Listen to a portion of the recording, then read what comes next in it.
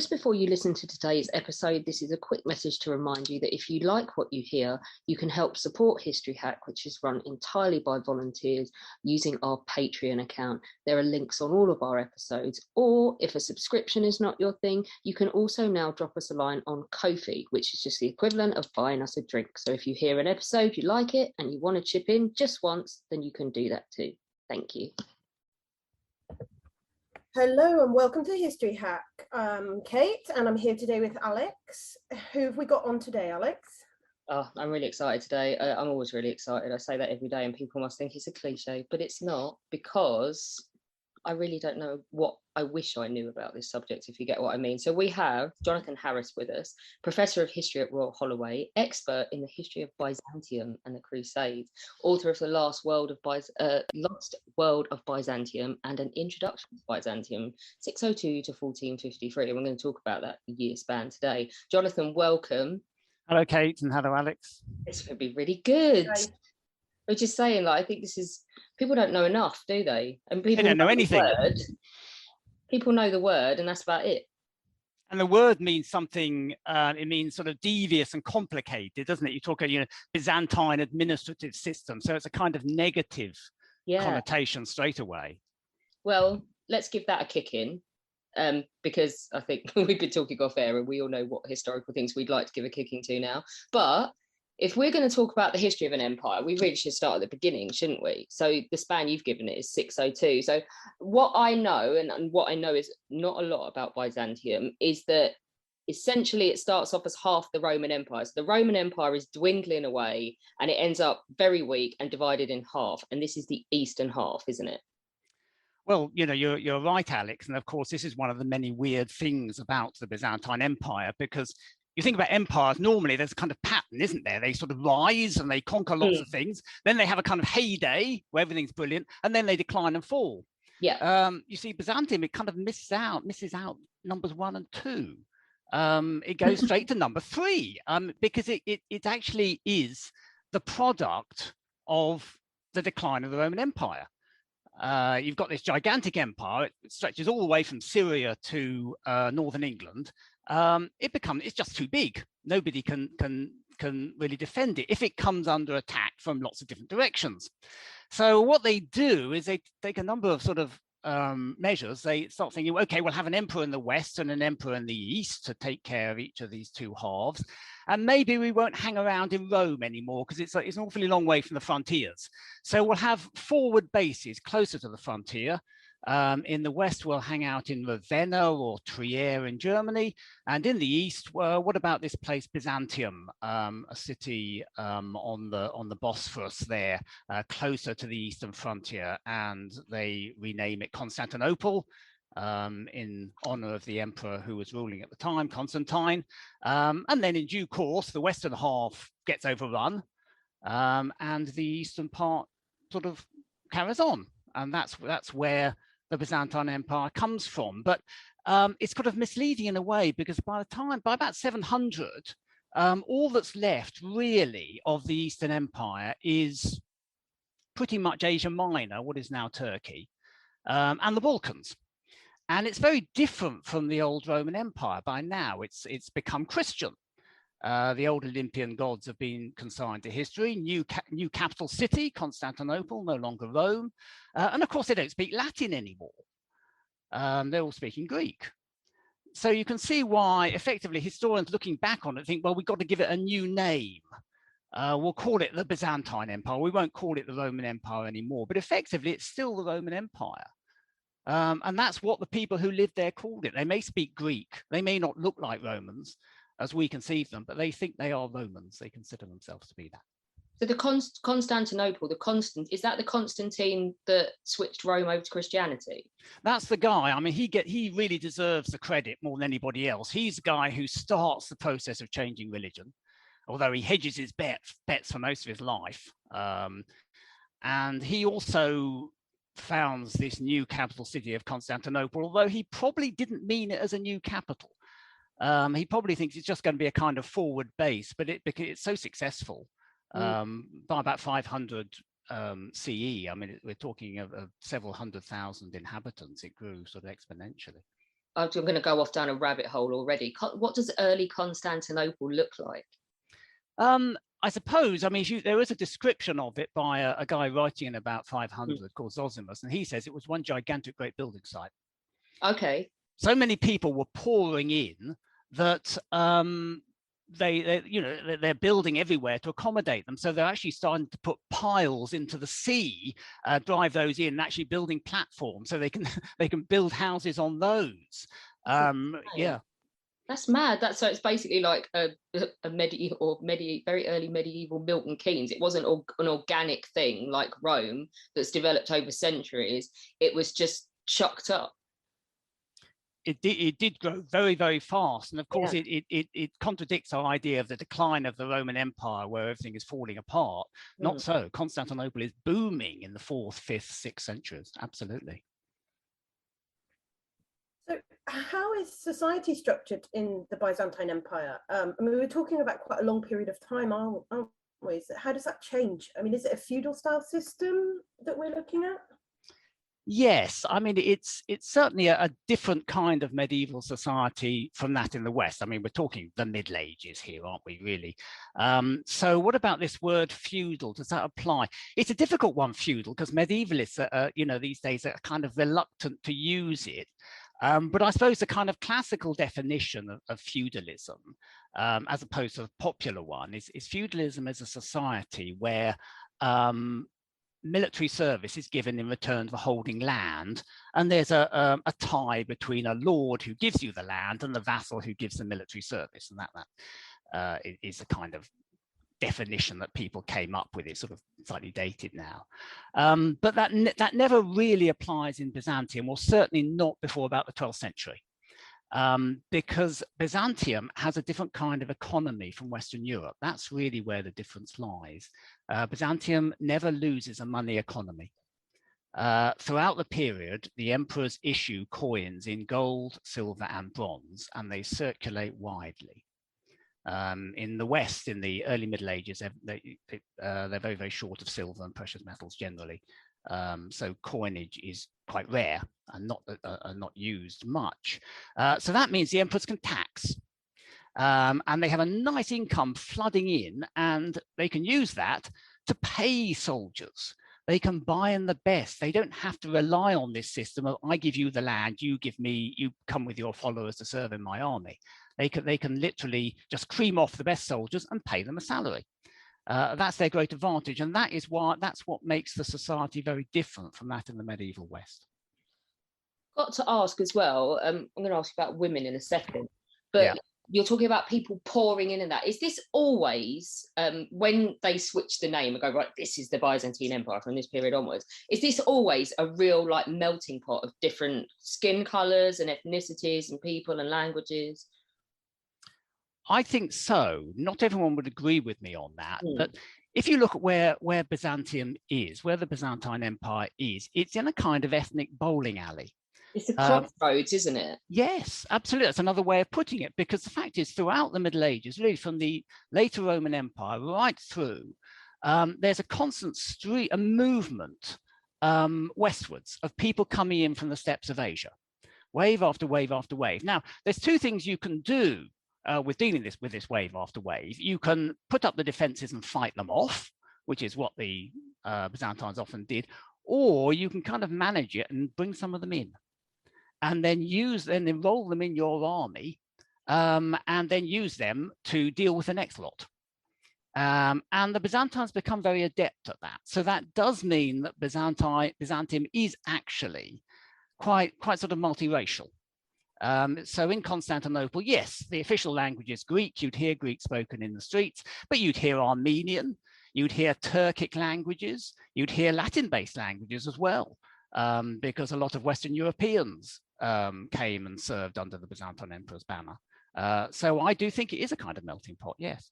It is. So I'm researching right now, sort of 1878 and the annexation and Bosnia and all of that stuff, and up to the First World War, and it still is then, isn't it? It's like there's no clear delineation between ethnicities and where people are and how they move about. It's very difficult to draw like later national boundaries in this area. You're absolutely right, because both Byzantium and the Ottoman empires were not national empires. They were based on an idea. In Byzantium, the idea is that the emperor is the Roman emperor. He is the emperor that Jesus Christ said, render unto Caesar what is Caesar's. So Jesus Christ said, you've got to obey this guy. And so effectively, the only thing that marks you out as a Byzantine has nothing to do with language or ethnicity. It's that you accept the authority of the Byzantine emperor and Christianity as he defined it. Pretty nifty PR on behalf of Roman Oh, Empire. absolutely. It is. I mean, it's a political system. It's not saying it's a better one, but it's a different one from ethnic nationalism of the 19th century that you're looking at. Yeah, Jesus would want you to do as you're told. Oh, absolutely. Yeah, I mean, it's complete theocracy. It does seem a more modern sort of society and so on. So what about the role of women in that society? We've got Anna Komnena's perspective through the Alexiad, but as a member of the royal family, she's an outlier. What's life actually like for women? Yes, I mean, Anna Komnena is of course, a wonderful example of a historian of Byzantium. She writes a biography of her father. She's clearly extremely literate and well-read, and she was a literary figure in her day. And one is tempted to say, aha, look, how wonderful everything was for women in Byzantium. I'd love to be able to say that, but, at the end of the day, this is a patriarchal society. It is run by guys for guys. You can't get around that. So Anna Komnena, yes, she is a princess of the blood, so she gets kind of special treatment. But her education, her father actually said, well, no, you can't be educated. So she had to do it on the sly. She had to creep downstairs at night and take secret lessons with some of the palace administrators. Most high status Byzantine women are expected to live their entire lives in the domestic sphere. If they go out, as they rarely did, they were expected to be veiled and not to be seen. In the Byzantine palace, there was a special sort of area that is sealed off, and that's where the women live, a bit like the harem in the Ottoman period. So your life is sequestered. Having said that, when you look outside high status women, you discover that actually in Byzantium, there are some opportunities that women have that don't seem to have been available in, say, in Christian Western Europe. You find them running market stalls. You find them owning businesses. And then, shock, horror, probe, you actually find them owning property even when they are married. Brilliant. This was the law in Byzantium. In England, we didn't have that till the 1880s, did we, with the Man and Women's Property Act? So that was, so there are some aspects of Byzantium that seem to show that women are able to play a much more active role in society if you get away from the elites. But I think that probably the most famous thing to do with Byzantium is the Crusades, which is, well, it's not, I say it's very masculine, but it's not. There were lots of women that went on the Crusade as well, and people don't necessarily think about that, do they? They just think of the guys with the swords and everything. This is her father, isn't it? Is it her father, or is this an older Alexius Komnena's role in instigating the Crusade? So basically what happens is the reason that all these French people, because the first Crusade is predominantly starts off in France, doesn't it? The reason they all go wandering east is because the emperor asks for help. So why does he need help? And how is he able to persuade the Catholic Pope when he does an entire different branch, because they're Orthodox Christians in Byzantium? How does he convince a guy who's not even really the exact same religion as them to do this and put all this effort in? So you got some really interesting thoughts on this. So what's the standard perception, first of all, of how this unfolds? Yes, indeed. I mean, this is Anna's father, and she is one of our sources who tells us all about the First Crusade from the Byzantine perspective, although funnily enough, she never mentions Alexius's approach to the Pope. You ask about the standard perception. The standard perception is, here is the Emperor Alexius. He's having a few problems, with the usual ethnic bowling alley problem, is that, groups of people are moving west. In this case, the Seljuk Turks. And they've taken over really a very large chunk of Asia Minor, what is in fact now Turkey. They're almost at Constantinople. And he wants those lands back. But he's a little bit short of manpower for his armies. So he thinks, our usual thing, I'll tell you what, I'll get on to the Pope. Because he's got a lot of moral influence in the West, so I'll get onto him, and he can say to all these Western knights, come out and help us. While I'm at it with the religious thing, I'll say, okay, we can also do a little bit of talking about maybe resolving our religious differences while we're at it. So he sweetens the pill that way. So he sends some guys off in 1095. They meet with the Pope. They make this request, and then the standard argument goes, the Pope says, oh, good idea, but then he kind of changes it. He goes off to France and preaches this sermon in which he says, go east, but not go east to Constantinople. He says, go east to Jerusalem. And on off they go. Movement for the emperor. Yes, exactly. And of course, the emperor, he'd expected maybe, a few contingents for his army. He gets this gigantic, massive armed pilgrimage, tens of thousands of people. So I think as one historian put it, he asked for a glass of water and he gets a tsunami. That was at the end of the day, which almost washes him away. So that's the standard account of what happened. Brilliant. So basically there's a point where the emperor looks out from his, I don't know, battlements or whatever and just thinks, oh shit. Yeah. Because these people are going to need feeding, sustaining. Technically they're there because you asked them to. Oh, bonkers. But I'm getting completely ahead of myself now. So what's your take on the whole thing? Because you have a different idea, don't you? Well, I think, I'm slightly skeptical of this idea that Alexius has nothing whatsoever to do with it. And what a surprise. Because I think the First Crusade needs to be put into context of what's happened before, how the Byzantines interact with their neighbors.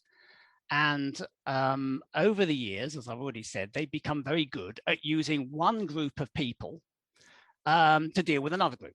So here's some people coming in from the east. What do?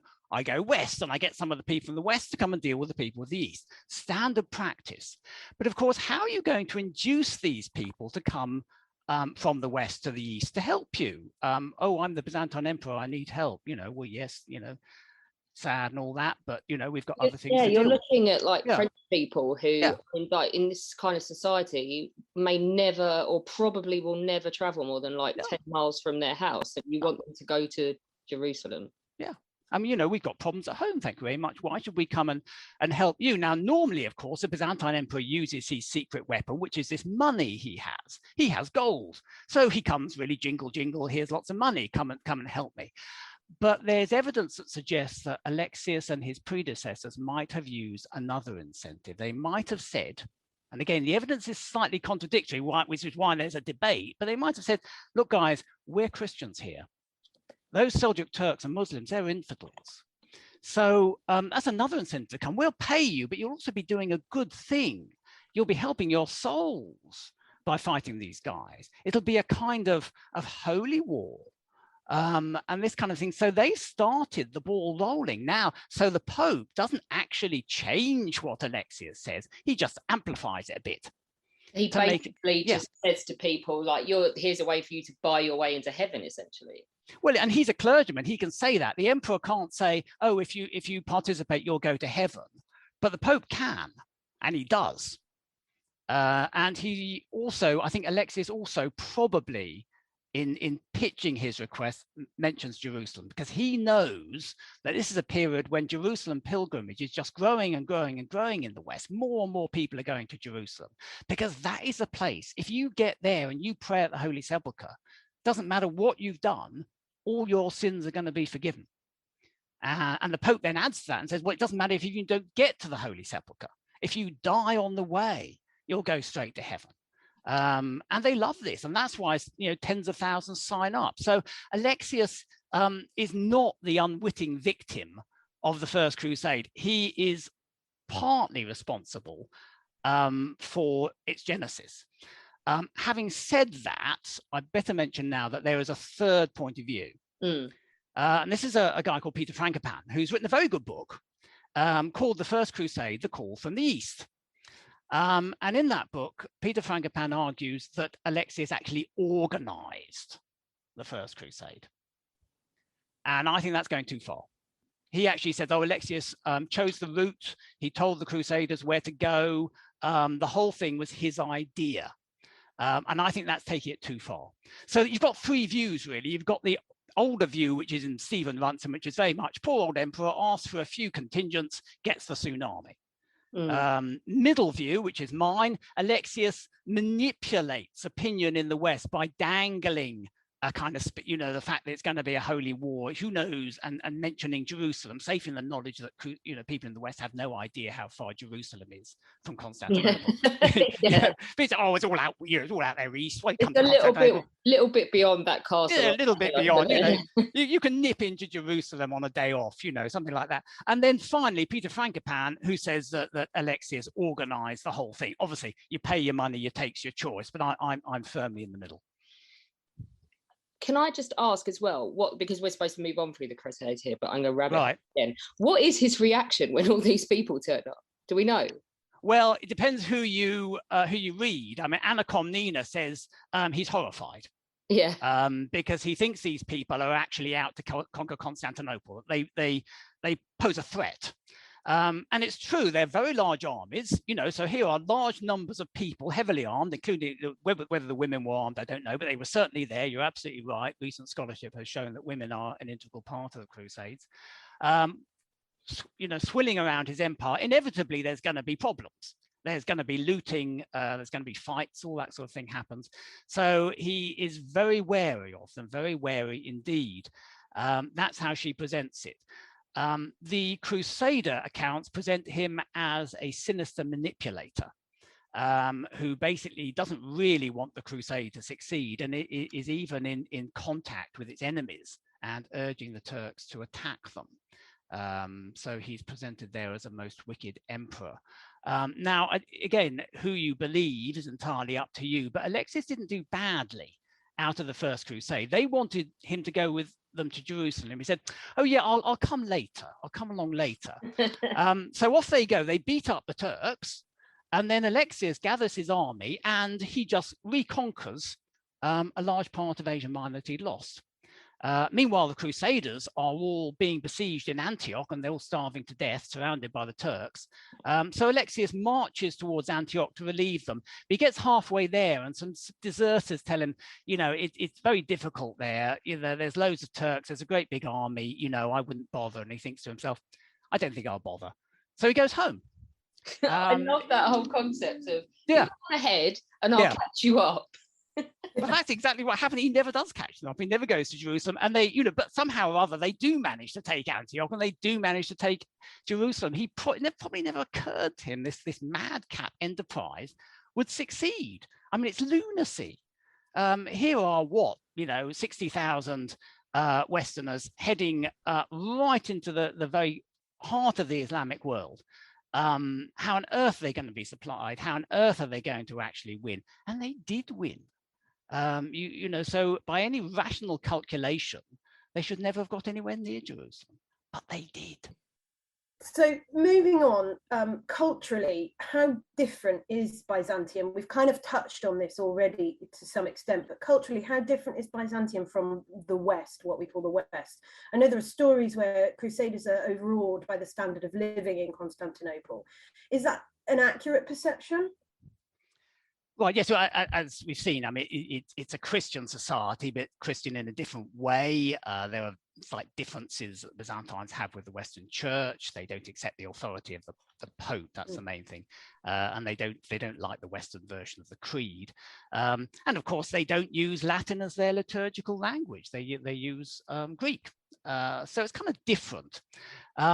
But certainly, then it comes to, well, how different? And I think the biggest surprise, I think, for the Crusaders when they arrive at Constantinople is the sheer size of the place. Must have been 1095, I don't know, 300,000 people. This is where London or Paris could barely manage 20,000 at the end of the 11th century. They grow a lot afterwards. They're just on the cusp of growing, but they're nothing like it. So, and when you think about it, for talking about the French Crusaders, you mentioned most of them would never have gone far from their village and all that.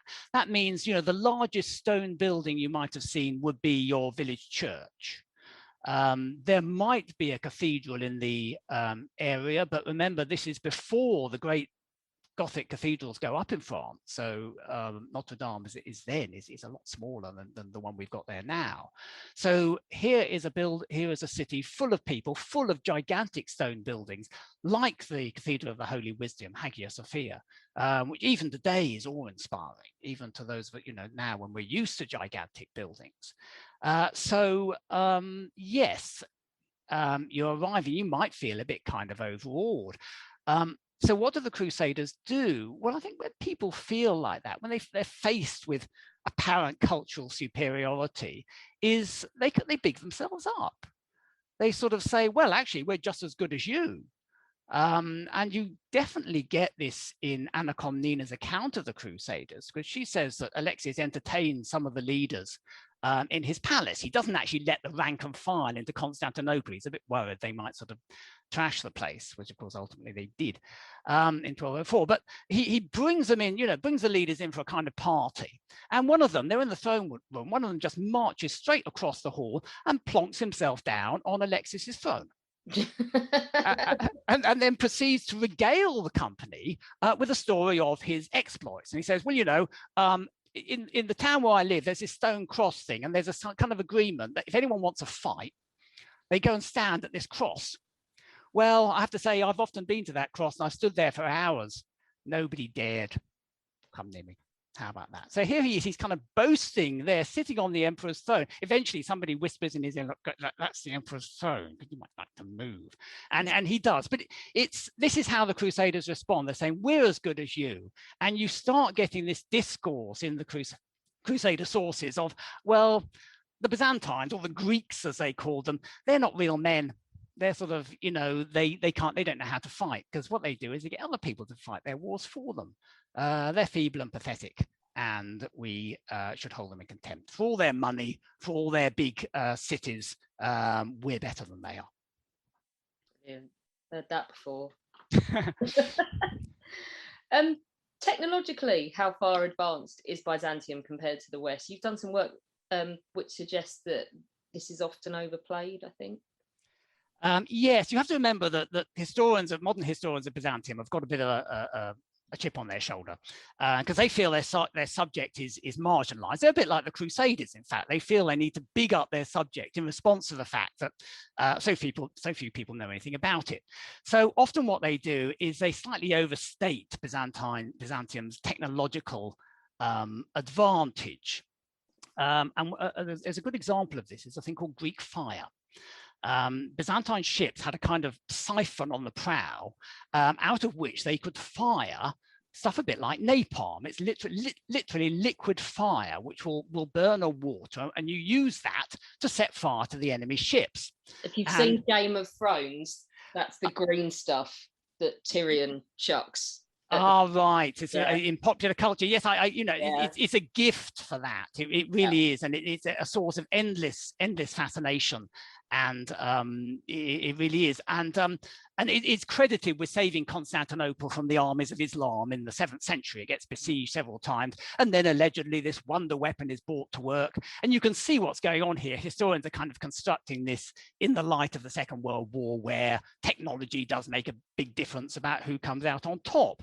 The more you look at in the sources, you suddenly realize actually this isn't that decisive. Very often there's another reason why the Arab sieges failed. And also somebody actually tried to reconstruct this Greek fire apparatus. And eventually they did get it to work. But in order to work, you have to be virtually next to the ship you want to fire it at. You can't sit at a safe distance and press a button and whoosh, the enemy ship goes up in smoke. So you have to be right up upon it, on it really. And I have to say, it was probably terrifyingly dangerous.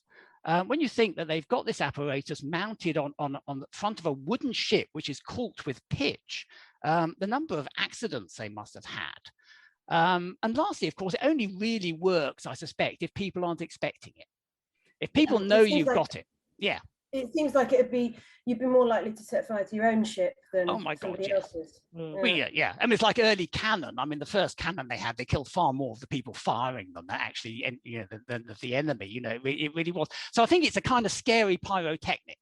If you're Yeah. somebody you've never heard of it, and suddenly whoosh, and the siphon is shaped like a dragon's mouth. So this fire shoots out of the dragon's mouth. And if you haven't seen it before, and then of course it lands on the ship and you put water on it, and it doesn't do any good. It seems like magic. So in those situations, it does work, but it's you know, I think it's overstated, this idea of the technologically brilliant Byzantine Empire. But I hasten to say with a but, there are some things the Byzantines had which are undeniably advanced as we would see it. One of them, extraordinarily, is hospitals. There's evidence that in hospitals, I mean, hospitals exist throughout the medieval world in Islam and Christianity. They're usually run by monks or nuns. And most of them are really what we call a hospice. They take you in, they feed you, they keep you warm and keep you comfortable, and then you die. Byzantine hospitals seem to be different. They are run by monks, but they actually employ secular doctors. And those doctors, the job of those doctors was to implement a course of treatment for specific maladies. And there were hospitals which specialized in particular ailments or particular fractures. And that is a big difference. And the biggest difference comes at the end. There were women's wards. And on the women's wards, surprise, surprise, there were women doctors. So these are secular people. They're not monks and nuns. They're trained in medicine. They're employed as doctors. And that is something that does mark Byzantium out. So having poured scorn on this idea of the technologically advanced Byzantium, there are aspects of Byzantine life which do seem to be very advanced. We've talked about the First Crusade. I think we should talk about the Fourth Crusade and the way it effectively gets hijacked by the Venetians into an assault on Constantinople. Tell our listeners about what happens during the Fourth Crusade. Yes, Fourth Crusade is kind of ultimate irony, isn't it? Because the first one was launched partly to help Byzantium, and the fourth one ends up in 1204 attacking and capturing and looting the Byzantine capital of Constantinople. How did it happen? The Fourth Crusade was not supposed to go to Constantinople. It's supposed to go to Egypt to fight the Muslims there, and then ultimately to recapture Jerusalem. That's the idea. The trouble was it was a bit short of money. So when a Byzantine prince turns up and says, hey guys, why don't you come with me to Constantinople? They're just out of Venice at this point. Come with me to Constantinople and restore my father to the throne. He's been deposed by his brother. And if you do that, I'll give you all the money and supplies you need to go to Egypt. So they think, great, our problems are solved, our financial problems are solved. So they sail to Constantinople, they restore the father, and then hand in the bill. And actually the emperor can't pay them. And so that's when they attack and capture Constantinople. What I would say, though, in response to your question, the Venetians are innocent. That's another thing that's come out of recent research. They really didn't do it. It wasn't their fault. This is all a theory of a 19th century scholar who claimed that he found a treaty between the Venetians and the Sultan of Egypt. And in the treaty, it says, you know, you Venetians, you're going to have all these trading concessions in Alexandria. I won't charge you a penny in customs duties, and you can trade there as much as you like. So the Venetians have this treaty, and of course, suddenly they see that the Fourth Crusade is going to Egypt. They think, oh no, that's our treaty lost. We can't have that. So they deliberately engineer things to make it go to Constantinople instead. And that way their treaty is safe. And for some years, this theory held water. And you know, you often hear it cited, you often hear the Venetians blamed. The problem was the whole theory was based on a mistake. The guy who found the treaty misdated it. He dated it to 1202, which is the very moment when the Fourth Crusade gets diverted. Somebody looked at it and said, hang on a minute, it's 1212. It's after the Fourth Crusade, so it can't have been a reason for the Venetians to take the crusade to Constantinople. And actually, when you look at the accounts, the Venetians play very little part in trying to get the crusade to go to Constantinople. So I think we should let the Venetians off the hook. But then, of course, you're going to say, well, if it wasn't the Venetians, who was it? Right. Well, good point. Well, you could say partly it's the Byzantines themselves, because it was a Byzantine prince who actually asked the Fourth Crusade to Constantinople and then couldn't pay them. So I think the Byzantines themselves have to pay, have to take some of the blame. But I think, again, I'm a great one for saying this, I think you need to put the whole episode in context of what had happened over the previous 100 years. Because many of the Crusaders really felt that the Byzantines, as Christians, hadn't actually pulled their weight in the effort to conquer and hold Jerusalem for Christianity. After all, what we look at Alexius, while they're fighting the Muslims in Antioch, where's he? He's off regaining territory for his empire, and he never turned up and helped them. So this perception grows and grows, and then of course the Byzantines discover, the Crusaders discover that the Byzantines have a rather cozy relationship with their main enemy, Saladin, the Sultan of Syria and Egypt. They have a treaty with him, whereby they have a nice arrangement whereby the Sultan will allow their clergy to look after the Church of the Holy Sepulchre in Jerusalem after 1187. And the Byzantines allow Saladin to control the mosque in Constantinople. There was a mosque in Constantinople. It was there for visiting Arab merchants. This all sounds very suspicious to the Crusaders, and they start to think, hang on, these Byzantines, they need to help us. Now, there's no point in them giving military help, because as we all know, they're totally useless. So what we want is their money and their supplies. And so in 1191, the King of England, Richard I, known as the Lionheart, he's on his way on the Third Crusade to the Holy Land. He stops off on the island of Cyprus, which belonged to the Byzantine Empire, and he conquers it. And he takes it over, and that becomes a kind of forward base and a supply center for future crusades. So basically, they're squeezing resources out of Byzantium.